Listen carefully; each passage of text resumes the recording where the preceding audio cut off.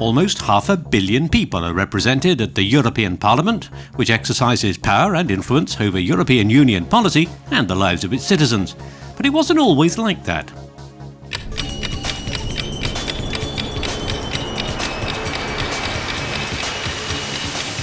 With Europe wrecked by war, the leaders of 6 European countries, France, Germany, Italy, Belgium, the Netherlands and Luxembourg, took steps to stop it happening again by pooling their coal and steel industries, seen as the engines of war.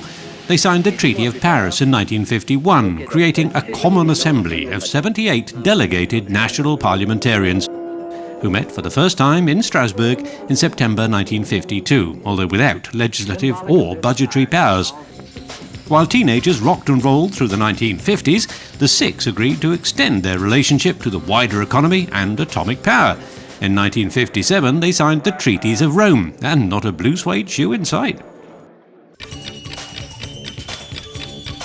1962, the Assembly was renamed the European Parliament when these were the new kids on the block. They went on to become quite famous. The 60s saw a pop music and fashion revolution, and men walked on the moon. The 6 became 9, with Denmark, Ireland and the United Kingdom joining in the early 1970s. Then, in 1975, Parliament gained control over spending. 1979, while revolution rocked Iran, the European Parliament became directly elected. After those first elections in June that year, members chose French Liberal Simone Veil as president, the first woman to hold the post. The 1980s, Greece, then Portugal and Spain joined the European Economic Community as it was still known. And in 1986, the Single European Act was signed to make cross-border trade easier, and it gave MEPs a bigger say in trade-related matters. In 1989, the world changed forever. The Berlin Wall came down and East and West Germany became one. Elsewhere, communism faltered and collapsed. It had been looking shaky for some time. The 1990s was to be a decade of change, beginning when Nelson Mandela was freed from prison. 2 years later, the Maastricht Treaty gave Parliament a say in choosing commissioners and increased the powers it shared with the Council. The EEC became the European Union, and the course was set towards a single currency, even if not every country wanted to adopt it.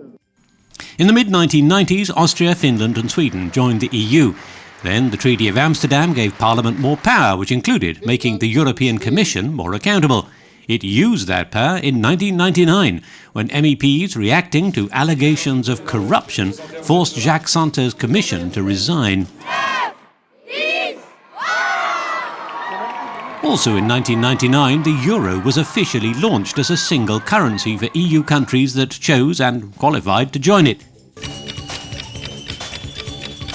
The notes and coins followed in 2001, the same year the Nice Treaty set a limit on the number of MEPs and paved the way for more countries to join. 10 did just that in 2004, 8 of them former communist states. That year, EU leaders agreed a constitution for the EU. Voters in Spain and Luxembourg supported it, but in France and the Netherlands it was rejected. The fallback plan was to incorporate the most important bits into the Lisbon Treaty, but then Ireland said no to that. In 2007, Bulgaria and Romania came in, and there are more countries in the waiting room. Croatia, the former Yugoslav Republic of Macedonia, and Turkey.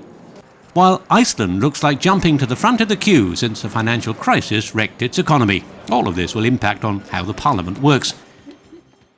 30 years after the first direct elections, 736 members from 27 countries chose as their president one of the architects of Solidarność, the movement that had brought down communist rule in Poland. Europe united at last, but still a work in progress.